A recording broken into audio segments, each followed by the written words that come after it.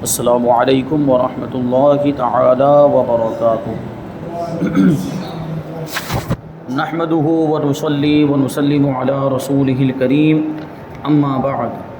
فاعوذ باللہ من الشیطان الرجیم، بسم اللہ الرحمن الرحیم۔ ان اللہ وملائکتہ یصلون علی النبی یا ایھا الذین آمنوا صلوا علیہ وسلموا تسلیما۔ اللهم صل على سيدنا ومولانا محمد معدن الجود والكرم وآله الكرام وابنه الكريم وبارك وسلم صلاة وسلاما عليك يا رسول الله صلی اللہ تعالی علیہ وسلم۔ سورہ بقرہ کی تفسیر شروع ہو چکی ہے اور سورہ بقرہ کا سورہ فاتحہ سے کیا تعلق ہے وہ بیان کیا گیا، اور سورہ بقرہ کے فضائل اس سے پہلے والے درس میں بیان ہوئے۔ اب یہاں سے سورہ بقرہ کے فائدے بیان کرتے ہیں، بڑی ہی پیاری باتیں اس میں بیان کی گئی ہے، توجہ کے ساتھ سماعت فرمائیں، اور بڑی مفید فائدہ مند باتیں، اور اس پر عمل کریں تو یقیناً اس کی برکتیں ہمیں دیکھنے کو انشاءاللہ تبارک و تعالیٰ ملیں گی۔ سورہ بقرہ کتنی عظیم سورت ہے۔ فرماتے ہیں کہ سورہ بقرہ کے بے شمار فائدے ہیں، جن میں سے کچھ فائدے ہم تفسیر عزیزی اور تفسیر خزائن العرفان کے حوالے سے نقل کرتے ہیں، بیان کرتے ہیں۔ پہلا فائدہ کہ جس گھر میں سورہ بقرہ پڑھی جائے اس گھر میں 3 دن تک سرکش شیطان داخل نہیں ہو سکتا۔ یعنی سورہ بقرہ 3 دن تک اگر پڑھ لیں تو شیطان آپ کے گھر میں داخل نہیں ہو پائے گا، اور شریر جنات بھی، ناپاک جنات جس کو ہم لوگ بولتے ہیں، وہ ناپاک جنات بھی پھر اس گھر میں داخل نہیں ہو پائیں گے جس گھر میں سورہ بقرہ کی تلاوت کی جاتی ہے۔ اسی وجہ سے آپ دیکھتے ہوں گے کہ وہ 40 دن تک سورہ بقرہ پڑھوائی جاتی ہے گھر میں، جب کچھ اس طرح کے اثرات معلوم ہوتے ہیں یا گھر میں کچھ اس طرح کی تکلیف ہوتی، کوئی حرکت معلوم ہوتی ہے، تو اس وقت 40 دن تک سورہ بقرہ بلند آواز سے کسی حافظ قرآن یا صحیح طور پر مخرج کے ساتھ قرآن پڑھنے والے سے وہ پڑھوائی جاتی ہے۔ تو اس کا یہی فائدہ ہوتا ہے کہ پھر وہ بلا، وہ آفت، وہ مصیبت یا اگر جنات وغیرہ کا کوئی اثر ہے تو وہ گھر سے دور ہو جاتا ہے۔ تو یہ چیز ہے، سورہ بقرہ اگر گھر میں پڑھی جائے تو وہ گھر شیطان سے محفوظ ہو جاتا ہے۔ دوسرا فائدہ کہ جو شخص ہمیشہ سوتے وقت سورہ بقرہ کی 10 آیتیں پڑھ لیا کرے وہ انشاءاللہ قرآن پاک کبھی نہیں بھولے گا۔ اور یہ چیز خاص طور پر جو حفاظ قرآن ہیں، یعنی حافظ قرآن جو، ان کے لیے یہ بہت زیادہ فائدہ مند، ان کے لیے خاص، کیونکہ انہوں نے تو پورا قرآن یاد کیا ہوا ہے، تو وہ اگر یہ چاہتے ہیں کہ قرآن پاک ان کو ویسے ہی یاد رہے اور قرآن پاک کی ایک بھی آیت نہ بھولیں، تو ان کو روزانہ سوتے وقت سورہ بقرہ کی یہ 10 آیتیں پڑھ لینی چاہیے، اور عام مسلمانوں کو بھی، کیونکہ ہمارے عام مسلمانوں کو بھی، عام ایمان والوں کو بھی تو قرآن پاک کا کچھ نہ کچھ حصہ تو یاد ہوتا ہے، سورہ فاتحہ اور اس کے ساتھ کچھ سورتیں یقیناً یاد ہوتی ہیں، جو قرآن پڑھے ہوئے ہیں ان کو تو یاد ہوتی ہے، تو اگر وہ چاہتے ہیں کہ وہ سورتیں ان کو یاد رہیں اور ان صورتوں میں سے کچھ بھی وہ بھول نہ پائیں، تو یہ 10 آیتیں سوتے وقت ان کو پڑھ لینی چاہیے۔ اور اس کے دوسرے فائدے بھی ہیں، سوتے وقت اگر یہ 10 آیتیں پڑھ لیں گے تو یقیناً یہ آیتیں پڑھنا، قرآن پاک کی تلاوت کا تو ثواب مل ہی رہا ہے، ساتھ میں دوسرے فائدے بھی مل رہے ہیں۔ تو اب سوال یہ ہے کہ وہ 10 آیتیں کون سی ہیں؟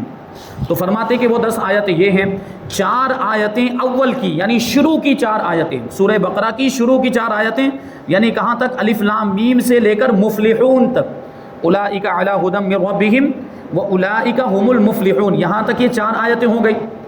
اور آیت الکرسی یہ 1 آیت، تو 4 آیت کے ساتھ ایک ملائے 5 آیتیں ہو گئی، اور 2 آیتیں آیت الکرسی کے بعد والی، یعنی وہ اس کے بعد لا اکراہ فی الدین یہ والی 1 آیت، اور اس کے بعد اللہ ولی الذین آمنوا یخرجہم من الظلمات الی النور، یہ 2 آیتیں، تو 5 اور 2 ملائے کتنی ہو گئی؟ 7 آیتیں ہو گئی، اور 3 آیتیں اخیر سورت کی، سورت جہاں مکمل ہوتی، سورہ بقرہ جہاں مکمل ہوتی ہے تو وہ آمن الرسول ہے، لیکن آمن الرسول سے پڑھیں گے تو 2 ہی آیتیں ہوں گی، ایک آمن الرسول والی آیت اور ایک لا یکلف اللہ نفسا والی آیت۔ تو اس سے پہلے ایک اور آیت کریمہ ہے، وہ ہے للہ کی ما فی السماوات و ما فی الارض، جہاں رکوع ختم ہوتا ہے اور آخری رکوع اس سورت کا جو ہے کہ شروع ہوتا ہے۔ اس کا مطلب ہے کہ پورا رکوع پڑھ لیا جائے تو وہ 3 آیتیں اس طریقے سے ہو جائیں گی، تو 7 اور 3 یہ 10 آیتیں ہو گئی۔ تو سونے سے پہلے ان 10 آیتوں کو پڑھ لینا چاہیے، تو انشاءاللہ اس کی برکتیں ظاہر ہوں گی، اور اگر کوئی حافظ قرآن ہے یا قرآن کی صورتیں یاد ہیں تو انشاءاللہ تبارک و تعالیٰ پھر وہ یاد رہیں گی، پھر وہ آدمی اسے نہیں بھولے گا۔ تیسرا فائدہ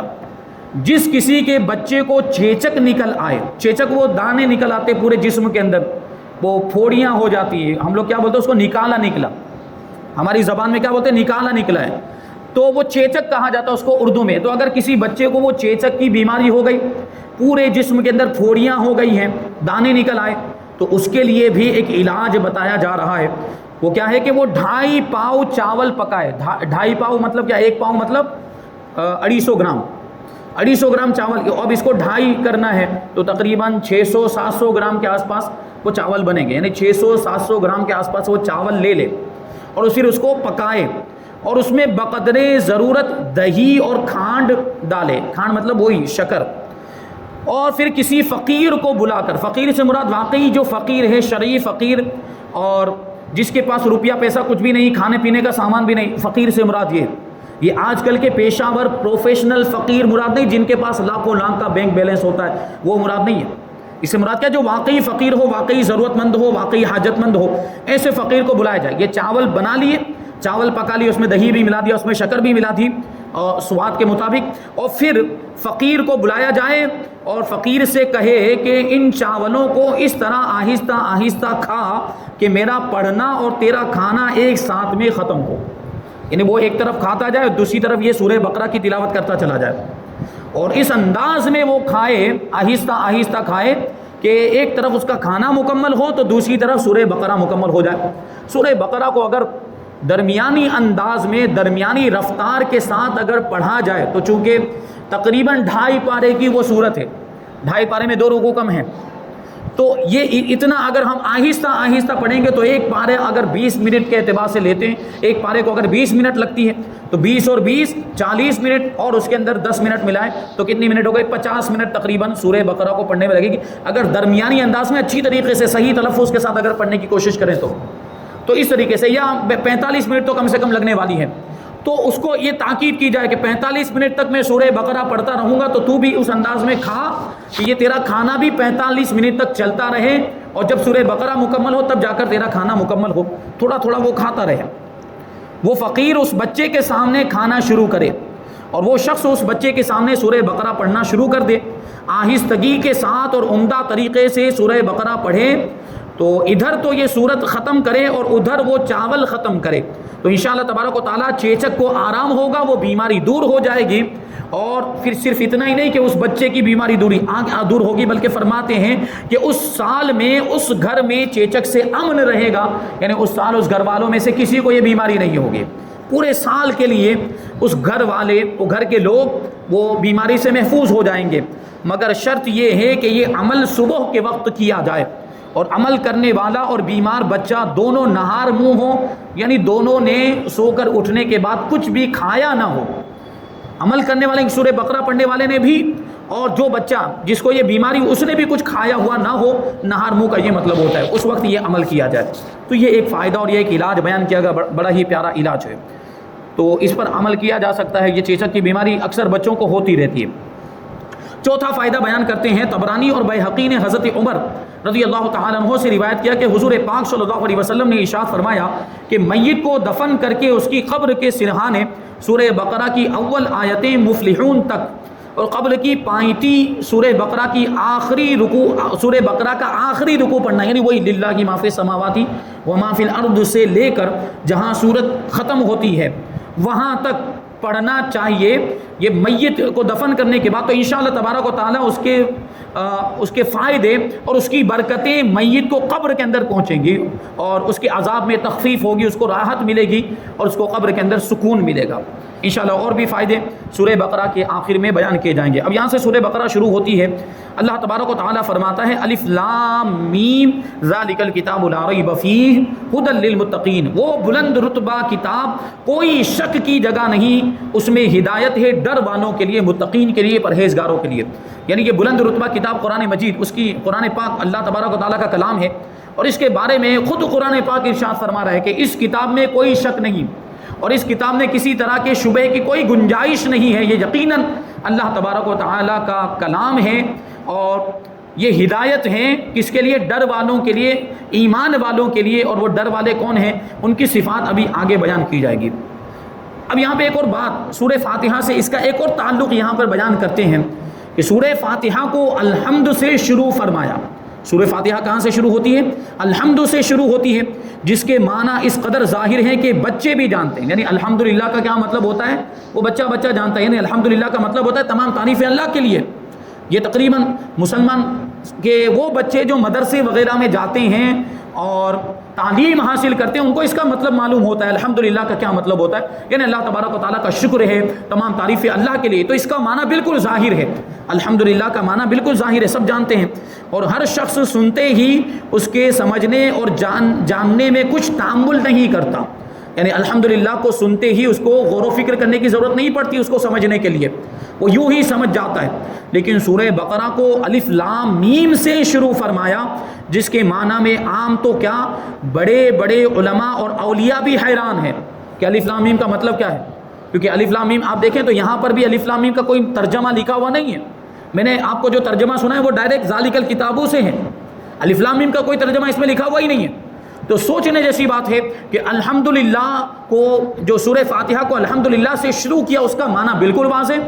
بالکل ظاہر، سب کو سمجھ میں آ جائے. لیکن سورہ بقرہ کو الف لام میم سے شروع کیا جا رہا ہے، یہ 3 حروف سے شروع کیا جا رہا ہے. اور اس کا معاملہ یہ ہے کہ الف لام میم کا مطلب عوام کی بات تو دور کی ہے، بڑے بڑے علماء بلکہ بڑے بڑے اولیاء کرام بھی اس کا معنی نہیں سمجھ پاتے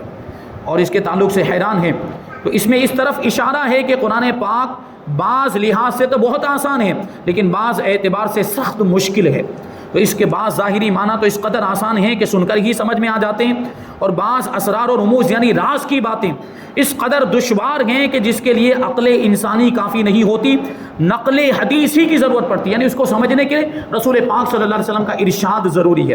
حضور پاک صلی اللہ علیہ وسلم کے ارشاد ہی سے حدیث پاک کی روشنی میں ہی اس کو سمجھا جا سکتا ہے. آدمی سوچے کہ میں اپنی عقل کے ذریعے سے الف لام میم کا مطلب سمجھ لوں، یا جو حروف مقطعات دوسری صورتوں کے شروع میں آئے الف لام میم صاد، الف لام را، حامیم، حامیم عین سین قاف، کاف ہا یا عین صاد، یہ جو حروف مقطعات ہیں ان کا معنی ہم اپنی عقل سے نہیں سمجھ سکتے. ان کا مطلب کیا ہے وہ ہم اپنی کوشش اور اپنے علم سے معلوم نہیں کر سکتے جب تک کہ رسول پاک صلی اللہ علیہ وسلم نہ بتا دیں. تو حدیث کی ضرورت پڑتی ہے. دیکھو دنیا کی بعض چیزیں ایسی عام ہیں کہ ہر شخص بلا تکلف ہر شخص کو مل جاتی ہے، جیسے ہوا، پانی وغیرہ. یہ ہوا اور پانی ہر کسی کو بغیر کسی تکلیف کے، بغیر کسی محنت کے، بغیر کسی مشقت کے یہ 2 چیزیں مل جاتی کہ نہیں مل جاتی. اور اس کے علاوہ بھی اور چیزیں ہیں. اور بعض تو وہ چیزیں ہیں کہ بہت دشواریوں سے ملتی ہیں اور سب کو نہیں ملتی، خاص خاص لوگوں کو ہی ملتی ہے، جیسے ہیرا اور موتی وغیرہ. کہ بڑی دشواریوں سے، بڑی محنت و مشقت کرنے کے بعد یہ چیزیں ملتی ہیں اور وہ بھی سب کو نہیں ملتی، خاص خاص لوگوں کو ہی ملتی ہے. تو اگر قرآن پاک بالکل آسان ہوتا تو کوئی شخص شیخی سے یہ کہہ سکتا تھا، یعنی بڑائی مارتے ہوئے یہ کہہ سکتا تھا کہ میرا دماغ اس کے سمجھنے کے لیے کافی ہے، میری عقل قرآن پاک کو سمجھنے کے لیے کافی ہے. یعنی اگر بالکل آسان ہوتا تو کوئی بھی یہ کہہ سکتا تھا. تو ضرورت تھی کہ کچھ راز کی باتیں اس میں ایسی بھی ہوں کہ جن کو سنتے ہی بڑے سے بڑا عالم اپنی عاجزی کا اقرار کرتے ہوئے پکار کر یہ کہنے لگے سبحانک لا علم لنا، کہ پروردگار ہمیں کچھ بھی علم نہیں ہے قرآن پاک کے بارے میں، ہمیں تو اتنا ہی علم ہے جتنا تم نے ہمیں بتایا ہے. اے پروردگار جتنا تم نے ہمیں علم دیا اتنا ہی ہم جانتے ہیں، ہمیں نہیں خبر، اپنے راز کو تو ہی جانتا ہے. تو سورہ بقرہ کا اول کلمہ وہ مقرر کیا کہ جس کو سن کر انسان اپنی عاجزی کا اقرار کر لے. یعنی پھر وہاں پر وہ کوئی بڑائی نہ مار سکے اور شیخی نہ بکار سکے اور یہ کہے کہ میں تو پورا قرآن پاک اپنی عقل سے سمجھ سکتا ہوں، اپنے دماغ سے خود ہی جان لیتا ہوں. وہ یہ نہ کہہ سکے، کیونکہ الف لام میم آ گیا تو الف لام میم میں تو اچھے اچھے بڑے بڑے علماء، بڑے بڑے اولیاء کی عقلیں حیران ہیں. تو یہ عام آدمی پھر اس کو کیسے سمجھ سکتا ہے؟ اس وجہ سے قرآن پاک کے اندر کچھ آیتیں اور کچھ حروف ایسے رکھے گئے ہیں جن کو کہا جا سکتا ہے کہ یہ پروردگار اور حضور پاک صلی اللہ علیہ وسلم کے درمیان راز و نیاز کی باتیں. جیسے کہ اس کو میں عام طور پر اس طریقے سے سمجھاتا ہوں کہ دوست ہوتے ہیں کچھ آپس میں کبھی کچھ کوڈ ورڈ مقرر کر لیتے ہیں اپنے لیے. کچھ کوڈ ورڈ ایسا، وہ کوڈ ورڈ بنانے کا مطلب یہ ہوتا ہے کہ ایک دوست بولے اور دوسرا دوست اس کو سمجھ لے اور باقی کسی کو سمجھ میں نہ آئے. یہ مطلب ہوتا ہے کوڈ ورڈ کا، یہی مطلب ہوتا ہے. کوڈ ورڈ یعنی پوشیدہ کوڈ، چھپایا ہوا. اس کی مراد مخفی رکھی جاتی ہے اور اس کا مطلب پوشیدہ رکھا جاتا ہے تاکہ دو دوست ہی آپس میں جب وہ کوڈ استعمال کریں تو اس کو سمجھ پائیں اور ان کے علاوہ کوئی تیسرا نہ سمجھنے پائے. یا جو ہے کہ دوستوں کی ایک پوری مان لیجئے کہ ایک جماعت ہے, دوستوں کا پورا ایک گروپ ہے,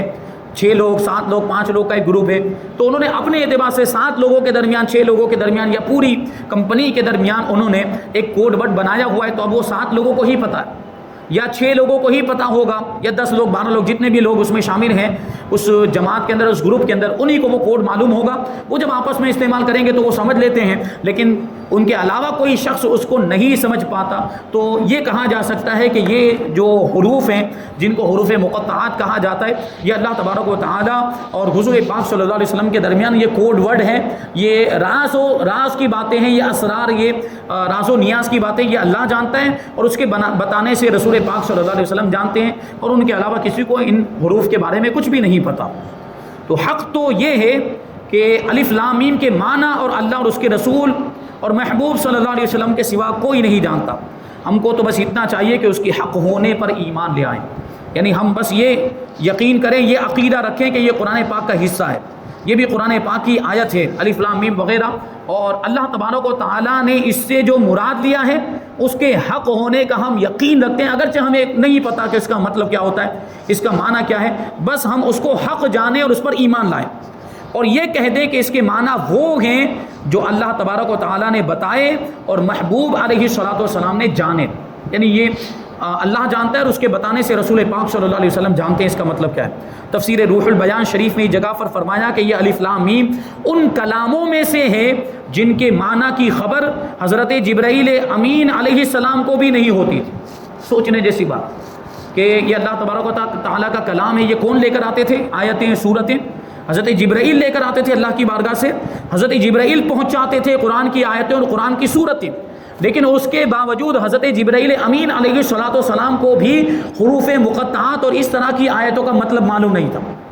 کیونکہ دیکھیں حضرت جبرائیل امین علیہ السلام کا کام کیا تھا, ان کی ذمہ داری تو بس اتنی تھی کہ وہ اللہ کا پیغام لائیں اور لا کر حضور پاک صلی اللہ علیہ وسلم کی بارگاہ میں پیش کر دیں, بس ان کا کام اتنا ہی تھا.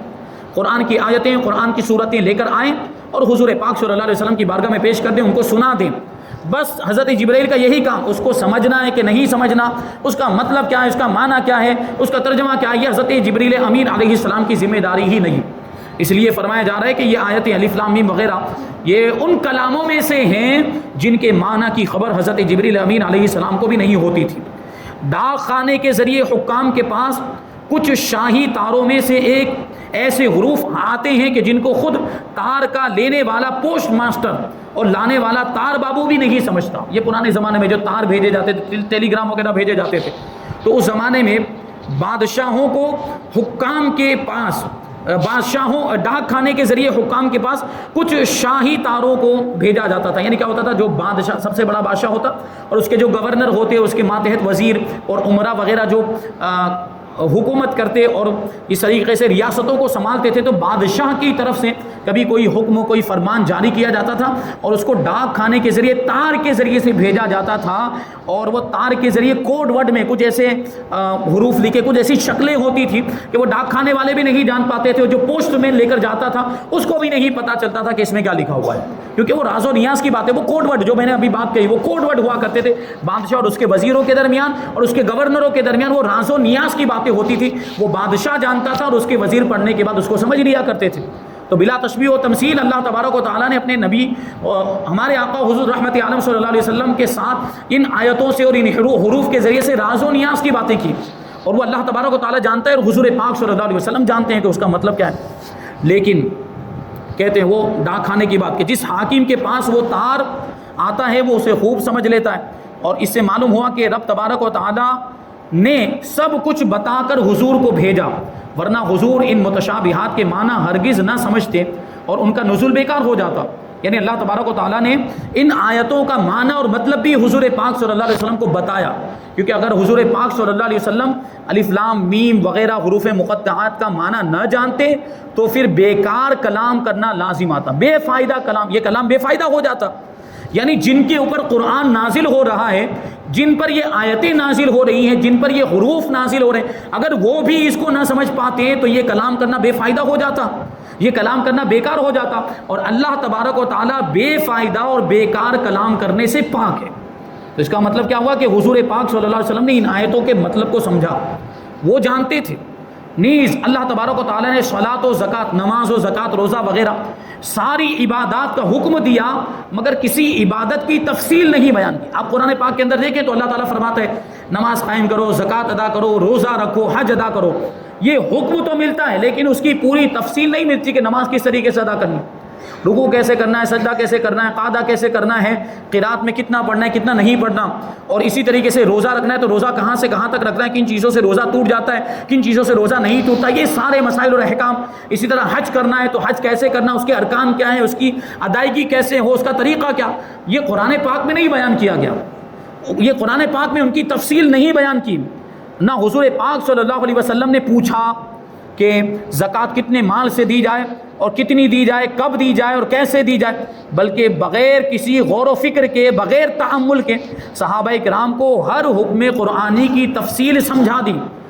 یعنی سارے احکام اللہ تبارک و تعالیٰ نے حکم دیا کہ نماز قائم کرو تو حضور پاک صلی اللہ علیہ وسلم نے نماز پڑھ کے دکھا دی کہ نماز ایسے پڑھی جاتی ہے۔ یعنی اللہ تبارک و تعالیٰ نے جب یہ حکم دیا تھا کہ نماز قائم کرو تو اس کا مطلب یہ کہ اللہ تبارک و تعالیٰ نے حضور پاک صلی اللہ علیہ وسلم کو اس کی تفصیل بھی بتائی تھی، تبھی تو وہ طریقہ حضور نے پڑھ کے لوگوں کو بتایا کہ نماز ایسے پڑھی جاتی ہے، رکوع ایسے کیا جاتا ہے، سجدہ ایسے کیا جاتا ہے۔ اللہ تبارک و تعالیٰ نے یہ ساری تفصیلات حضور کو بتائی تھی، اس لیے حضور پاک صلی اللہ علیہ وسلم نے لوگوں کو نماز پڑھ کے دکھائی۔ اور اسی طرح زکوٰۃ کے احکام جو حضور نے بیان کیے، روزے کے احکام جو حضور نے بیان کیے، اور حج کے احکام جو حضور نے بیان کیے، یہ اللہ تبارک و تعالیٰ کی طرف سے۔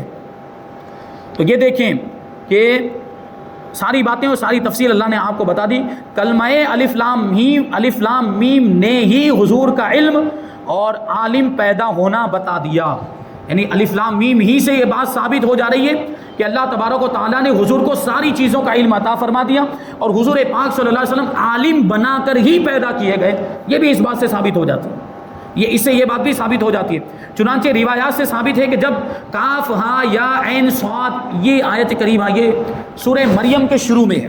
16ویں پارے کے اندر، یہ آپ قرآن پاک کھول کر دیکھیں تو آپ کو یہ آیت کریمہ وہاں پر ملے گی۔ کاف ہا یا عین صاد، یہ بھی حروف مقطعات، یعنی یہ بھی انہی حروف میں سے جن کا معنی اور مطلب ہم کو نہیں پتا۔ تو دیکھیں جب یہ آیت کریمہ نازل ہوئی کاف ہا یا عین صاد، تو حضرت جبرائیل امین علیہ السلام نے جب عرض کیا کاف، تو حضور صلی اللہ علیہ وسلم نے فرمایا میں نے جان لیا، یعنی میں نے سمجھ لیا۔ دیکھیں بات آ گئی کہ ہم کو نہیں پتا چل رہا ہے کہ یہ کیا بات ہو رہی ہے، لیکن وہ کلام کرنے والا جانتا ہے، جس سے کلام کیا جا رہا ہے وہ جانتا ہے، اللہ تبارک و تعالیٰ۔ اور حضور پاک صلی اللہ علیہ وسلم کو اس کا معنی اور مطلب خوب معلوم ہے۔ تو حضور نے جب کاف سنا تو حضور نے کیا فرمایا، میں نے جان لیا، یعنی مجھے پتا چل گیا کہ اس کا مطلب کیا ہوتا ہے۔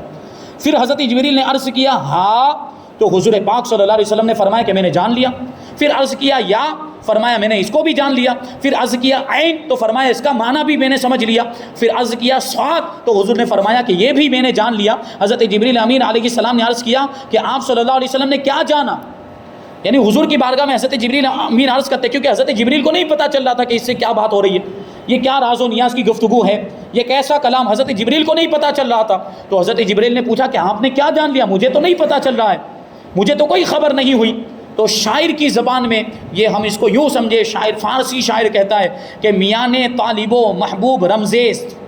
میان طالب و مطلوب رمزیز، کرامن کاتبین را ہم خبر نیز، یعنی یہ محبوب اور محب، یعنی اللہ تبارک و تعالیٰ محبت فرمانے والا اور ہمارے آقا اس کے محبوب ہیں، تو یہ محبوب اور محب کے درمیان راز کی باتیں ہیں کہ کرامن کاتبین کو بھی اس کے بارے میں کوئی خبر نہیں۔ کرامن کاتبین یعنی اعمال لکھنے والے فرشتے جو ہر انسان کے ساتھ ہوتے ہیں، اچھے برے اعمال لکھتے ہیں، اور کوئی عمل ایسا نہیں ہے جو ان کے لکھنے سے رہ جائے، وہ اپنی ذمہ داری پوری کرتے ہیں، ہر انسان کے ہر چھوٹے سے بڑے عمل کے بارے میں ان کو پتہ ہوتا ہے۔ کرامن کاتبین کا علم یہ ہر انسان کے ہر عمل کے بارے میں، اچھے برے کیسا بھی عمل کیوں نہ ہو، سارے عمل کی خبر کرامن کاتبین کو ہے۔ لیکن کرامن کاتبین کے بارے میں بھی فرمایا جا رہا ہے کہ محبوب اور محب کے درمیان کچھ راز کی باتیں ہیں، وہ راز کی باتیں کرامن کاتبین کو بھی نہیں پتہ چلتی۔ اب کرامن کاتبین تو یہ دوسرے فرشتے، جبکہ حضرت جبرائیل امین علیہ الصلوۃ والسلام یہ تو فرشتوں کے سردار ہیں۔ اب سوچیں کہ جب فرشتوں کے سردار کو نہیں پتا تو دوسرے فرشتوں کو کیسے پتا ہوگا؟ تو یہ اللہ اور اس کے محبوب صلی اللہ علیہ وسلم عز و جل و صلی اللہ علیہ وسلم کے درمیان راز و نیاز کی باتیں۔ تو اب یہاں پر یہ بات تو واضح ہو گئی کہ اس کا مطلب ہمیں یقینی طور پر نہیں معلوم. الف لام میم اور دوسرے حروف مقطعات کا جو مطلب ہے اور اس کا جو معنی وہ یقینی طور پر نہیں معلوم، لیکن بعض علماء کرام نے تعویل کے طور پر کچھ معانی اس کے بیان کیے کہ اس کا مطلب یہ ہو سکتا ہے، الف لام میم کا یہ مطلب ہو سکتا ہے، یہ ہو سکتا ہے، لیکن انہوں نے بھی یقین کے ساتھ نہیں کہا، کیونکہ یقین کے ساتھ کسی کو بھی نہیں معلوم. تو وہ معانی جو علماء کرام نے بیان کیے اس کو آگے ذکر کرتے ہیں. اور پھر الف لام میم اور یہ حروف جو آئے ہیں قرآن پاک کے اندر، ان پر اعتراض ہوتے ہیں، تو ان اعتراضات کے جوابات بھی انشاءاللہ تبارک و تعالی ہم آئندہ درس میں شامل کریں گے. اللہ تبارک و تعالی کی بارگاہ میں دعا ہے کہ جو کچھ بھی بیان ہوا اس پر ہم سب کو عمل کرنے کی توفیق عطا فرمائے اور نور قرآن سے ہم سب کے دلوں کو روشن اور منور فرمائے. وما علینا الا البلاغ.